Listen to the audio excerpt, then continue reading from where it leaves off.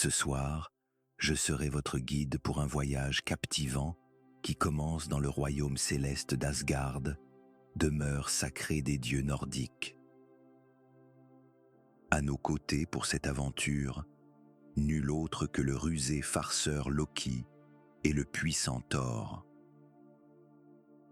Suivez nos deux héros à travers un conte de ruse et d'audace, alors qu'ils se lancent dans une quête pour retrouver le marteau perdu de Thor. Dans un royaume suspendu bien au-dessus de notre monde, niché au cœur du cosmos, se trouve Asgard. Ce n'est pas un lieu comme les autres, c'est un royaume céleste, fait de palais dorés et de ponts étincelants, demeure des dieux et des déesses, dont les récits sont aussi anciens que les étoiles elles-mêmes. Là-haut, au milieu des éclats de rire et des chants en harmonie, les dieux dansaient avec le destin, tissant la trame des mondes d'en bas. Parmi eux brillait Thor, dieu à la chevelure flamboyante et au cœur aussi vaste que les océans. À chaque coup de tonnerre, les mortels en bas murmuraient son nom avec respect. Thor possédait une arme, Mjolnir, un marteau si puissant que les montagnes tremblaient et les géants se courbaient rien qu'en l'entendant nommer. Ce n'était pas qu'un outil de puissance, mais un symbole de la force et de la protection d'Asgard. Puis venait Loki, le dieu de la malice. Avec une lueur espiègle dans les yeux et un sourire moqueur figé sur les lèvres, il était maître des farces et des récits imprévus. Ses tours lui valaient souvent des ennuis, mais son intelligence rusée n'avait pas d'égal. Sa relation avec Thor était complexe, à la fois frères et rivaux, unis par des éclats de rire partagés et des conflits mémorables. Et bien sûr, il y avait Freya, radieuse. Déesse de l'amour et de la beauté, elle était comme la première fleur qui éclot après un long hiver. Sa chevelure dorée rivalisait avec l'éclat du soleil, et son rire était une mélodie que même les oiseaux tentaient d'imiter. Autour de son cou brillait Brisingamen, un collier qui scintillait de l'essence même de l'univers, reflet de son aura céleste. Tous trois allaient bientôt se retrouver pris dans une aventure pleine de ruses, de rires et de détours inattendus. Un récit que l'on conterait encore et encore, tandis que les étoiles, là-haut, en seraient les témoins silencieux. Un matin, alors que l'aurore effleurait l'horizon d'Asgard de ses doigts rosés, Thor s'éveilla avec un bâillement, étirant ses bras puissants. Mais lorsqu'il tendit la main vers Mjolnir, son fidèle marteau, il ne trouva que le vide. Ses yeux, encore embrumés de sommeil, s'écarquillèrent de stupeur. L'endroit habituel de Mjolnir était vide. Pris de panique, Thor bondit de son lit, mettant sa chambre sans dessus-dessous. Il regarda sous son immense lit couvert de fourrure, fouilla dans des coffres sculptés et même derrière les lourds rideaux. Mais nulle part, le marteau. Son cœur s'emballa à l'idée qu'Asgard soit désormais vulnérable sans lui. Que quelqu'un ait osé s'introduire dans ses quartiers et voler Mjolnir lui semblait impensable. Dans son désarroi, un seul nom lui vint à l'esprit, celui dont l'habileté pourrait expliquer une telle ruse. Loki. Rempli de soupçons, Thor traversa les couloirs dorés d'Asgard, sa voix grondant comme un tonnerre lointain. « Loki, Loki !» et derrière une colonne apparut la silhouette familière, le visage illuminé d'un sourire narquois. « Tu perds des choses maintenant ?» lança-t-il d'un ton moqueur, les yeux brillants d'une malice bien connue. Déjà agité, Thor grogna en réponse. « Tu ne saurais pas, par hasard, où se trouve Mjolnir ?» Il tenta de déchiffrer le visage du dieu farceur, cherchant le moindre indice, le moindre signe de tromperie. Loki, appuyé nonchalamment sur son bâton, feignit la surprise. « Pourquoi voudrais-je d'un outil aussi brutal ? Mes armes sont celles de l'esprit, non de la force. » Il s'interrompit, jetant un regard en biais à Thor. « Mais, pour le bon prix, peut-être pourrais-je t'aider à le retrouver. » Thor, bien que méfiant, savait une chose. En matière de ruse et d'information, nul n'égale Loki. Il avait besoin de lui, mais à quel prix ? À contre-cœur, Thor hocha la tête. « Aide-moi à retrouver Mjolnir et fixe ton prix. » Les yeux de Loki brillèrent d'espièglerie et d'opportunité. « Très bien, » murmura-t-il, un sourire malin s'étirant sur ses lèvres. « Que la chasse commence. »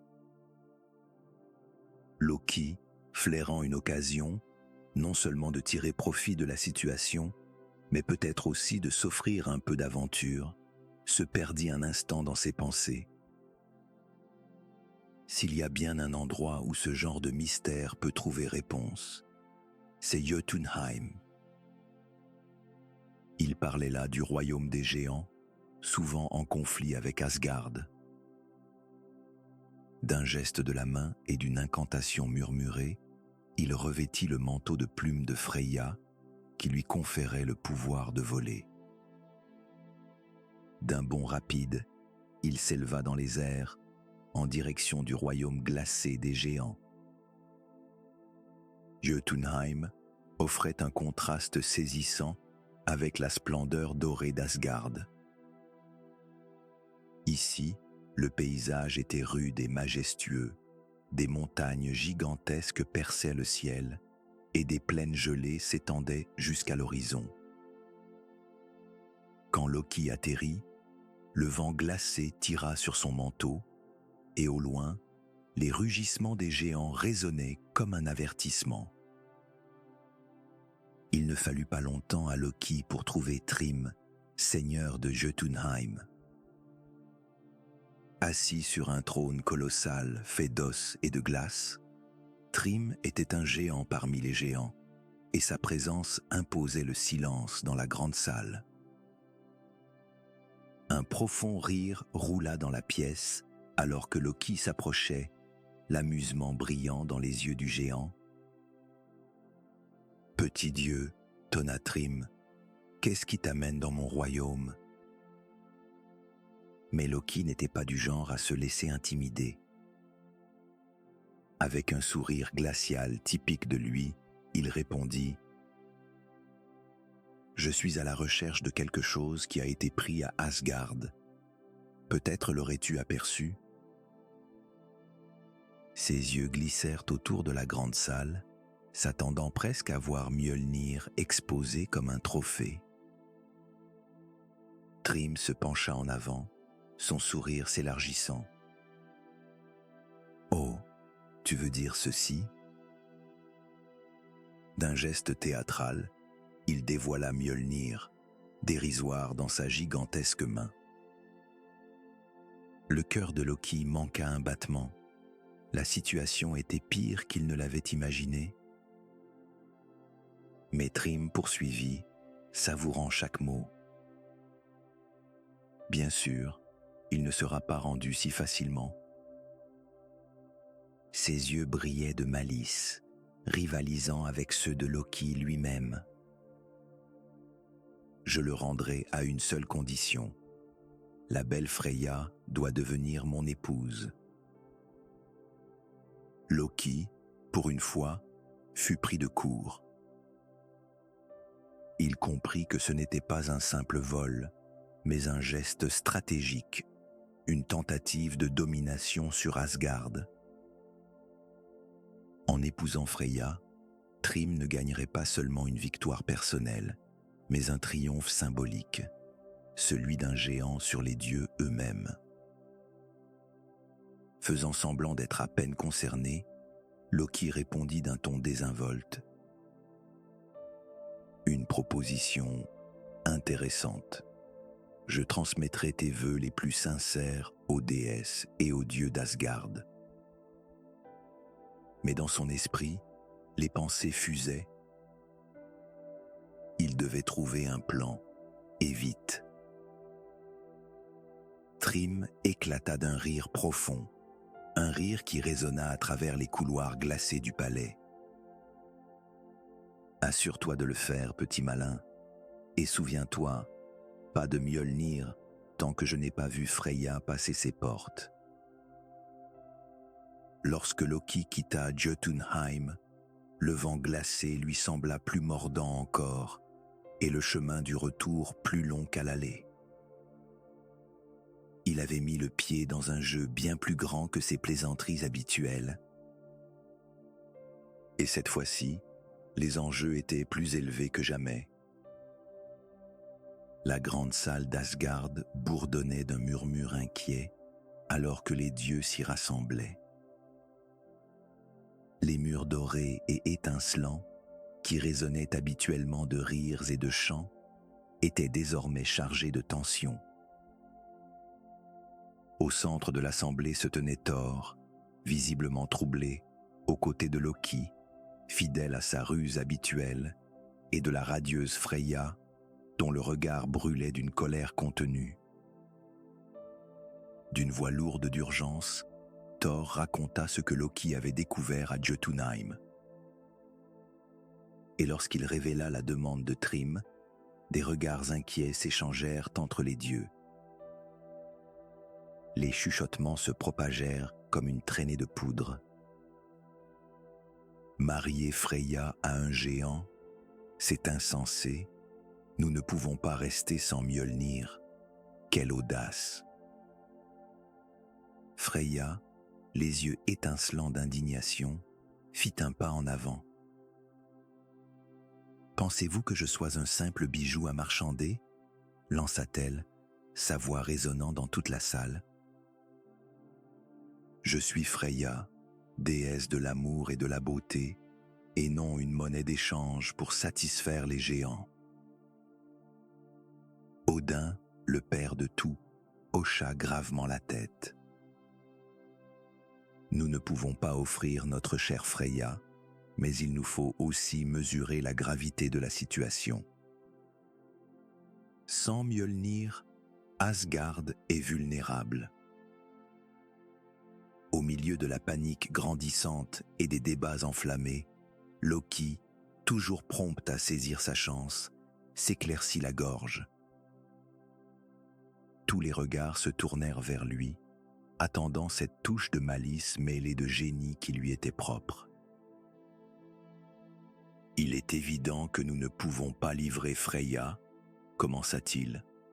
« Mais qui a dit que nous ne pouvions pas jouer, nous aussi, à un petit jeu ?»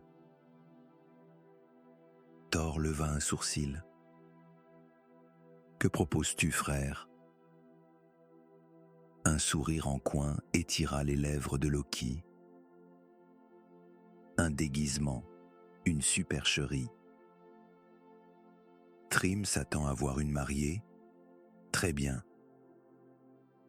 Qu'il en ait une. La salle devint silencieuse. Les dieux se regardèrent, tentant de comprendre ces mots. Devant leur confusion, Loki pointa Thor du doigt, son sourire s'élargissant davantage. « Qui mieux que notre puissant Thor pour jouer la mariée rougissante ? Habillez-le de dentelles et de bijoux, voilez son visage, et envoyez-le à Jotunheim. Une fois Mjolnir entre ses mains, il pourra révéler sa vraie nature et faire pleuvoir sa fureur sur Thrym et les siens.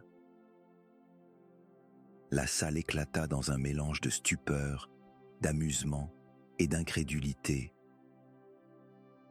Le visage de Thor vira à un rouge plus vif encore que sa chevelure.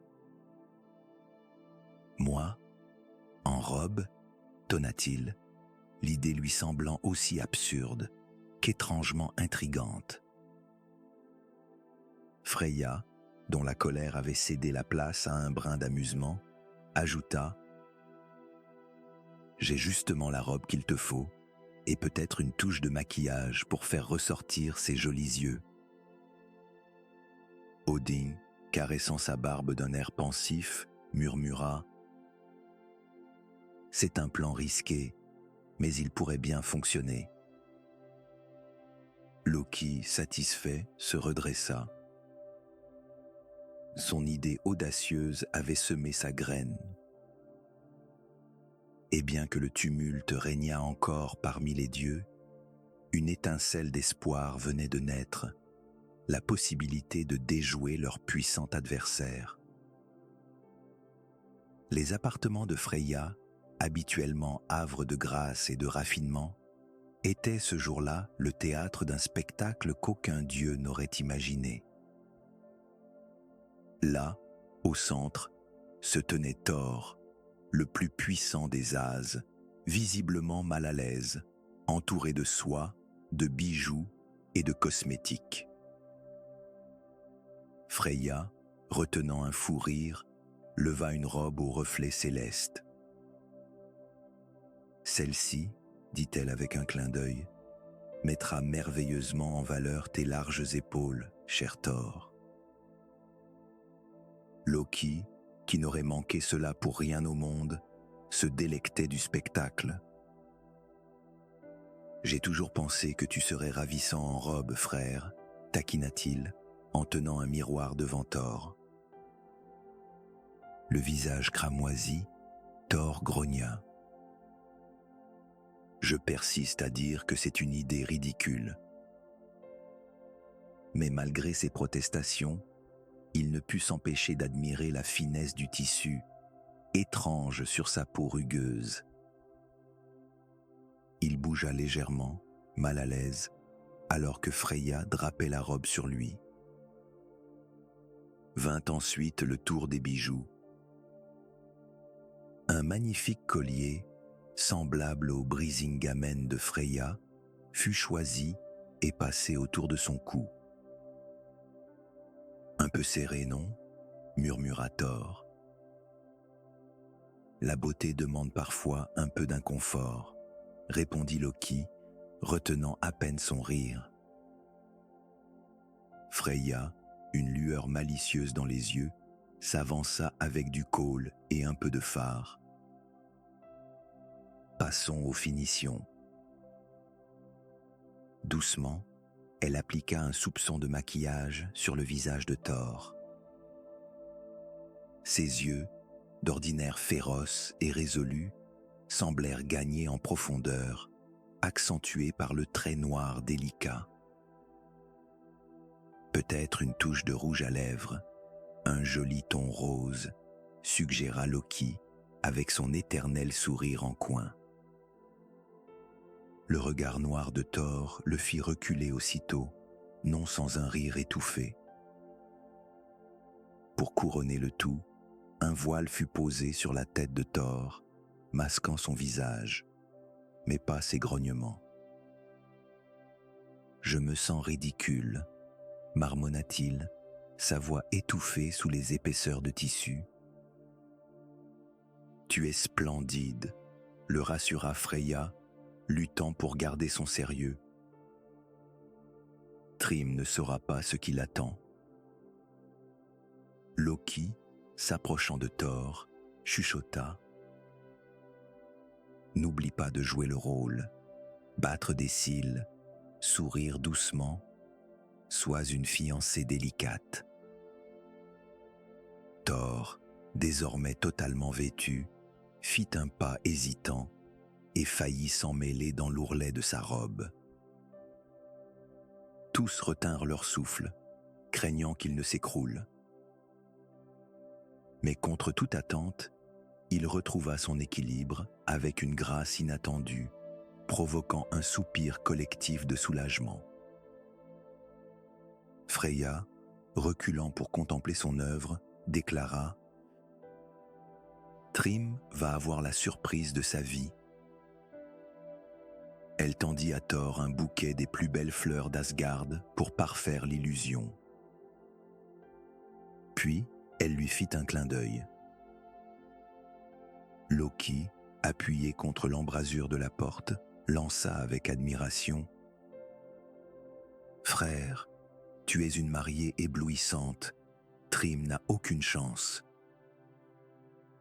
Thor ajusta son voile et dans un souffle répondit « Finissons-en. » Alors que les deux dieux quittaient les appartements, ils laissaient derrière eux une scène inoubliable, un mélange d'humour, de complicité et le pressentiment d'une grande aventure à venir. Le chemin menant à Jotunheim était enveloppé de brume, bordé de montagnes déchiquetées, alors que Loki et Thor, ce dernier grognant toujours sous son voile, avançaient lentement. Le vent glacé tirait sur la robe de Thor, lui causant bien plus d'ennui qu'il ne voulait l'admettre. Loki, toujours amusé, lançait des commentaires taquins. « Attention à l'ourlet, chère sœur, ce serait dommage qu'il se déchire avant le grand jour. » À mesure qu'ils approchaient du palais de Thrym, des exclamations et des murmures s'élevèrent chez les géants. Ils admiraient la belle mariée, sa silhouette haute et puissante, étrangement captivante sous sa tenue nuptiale. Plus d'un géant donna un coup de coude à son voisin, commentant la taille et la prestance de Freya. Oh, s'il savait! Thrym, dans toute sa grandeur, était hors de lui de joie. « Bienvenue, chère Freya !» s'écria-t-il, attendant visiblement une voix douce en retour. À la place, un grognement grave et étouffé s'échappa de sous le voile, vite masqué par l'intervention rapide de Loki. Ah, la ravissante Freya a fait vœu de silence jusqu'au mariage. Quelle dévotion! Le banquet qui suivit fut d'une opulence inouïe. Les tables croulaient sous le poids de bêtes rôties, de tonneaux d'hydromel et de montagnes de douceur. Loki, conscient de devoir maintenir l'illusion, murmura à Thor. « Souviens-toi, appétit délicat. » Mais dès le premier plat servi, toute retenue disparut. Thor engloutit un bœuf entier rôti, du saumon, tous les desserts prévus pour les invités, et 3 tonneaux d'hydromel. Les géants le regardèrent, sidérés. Loki, toujours vif, s'empressa de plaisanter. Ah, notre chère Freya était si nerveuse à l'idée du mariage qu'elle n'a rien mangé depuis 8 jours. Thrym, amoureux et un peu perplexe, accepta l'explication. Mais bientôt, son regard glissa vers les mains de Freya, grande, calleuse, puissante. Loki, remarquant cela, s'exclama avec entrain. « Ah, les magnifiques mains de Freya, elles ont tant travaillé, tissant des étoffes magiques pour ce mariage tant attendu. » La soirée se poursuivit entre danses, chansons et récits anciens. Thor, éternel guerrier, devait sans cesse être rappelé à l'ordre par Loki pour marcher avec grâce. À un moment, Un mouvement de danse un peu trop enthousiaste faillit révéler Mjolnir, caché sous les plis de la robe. Loki, voyant le désastre approcher, intervint aussitôt, créant une diversion magique brillante et spectaculaire. Au fil des heures, Thrym, de plus en plus impatient, se pencha pour soulever le voile et embrasser sa mariée. Les yeux de Thor, bien que soulignés de colle, brillaient d'un feu capable de faire fondre la glace. Juste au moment où Thrym s'apprêtait à découvrir le visage caché, Loki lança un petit sort, rendant la pièce floue, comme dans un rêve.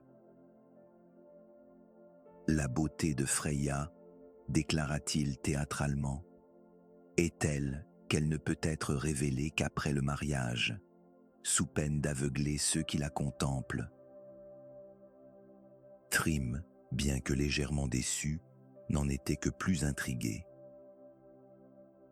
Les événements de la soirée avaient été un tourbillon d'émotions, de rires en tension, conduisant jusqu'à ce moment, celui où Mjolnir serait présenté en offrande pour bénir l'union. Tout était prêt pour le grand final, un point culminant de ruse, de courage et de l'esprit inébranlable des dieux d'Asgard. La grande salle du palais de Thrym était baignée d'une lueur dorée, l'atmosphère dense d'attente. Le moment était venu, le cadeau de mariage allait être présenté. Thrym, avec un large sourire et un geste solennel, fit signe qu'on apporte Mjolnir. Le marteau sacré, noué de rubans ornés, fut lentement transporté par deux géants, son poids les faisant vaciller. Ils le posèrent sur les genoux de Freya, et Thrym déclara fièrement : « Avec ce don, notre union est bénie, et les royaumes témoigneront de la force de notre alliance. »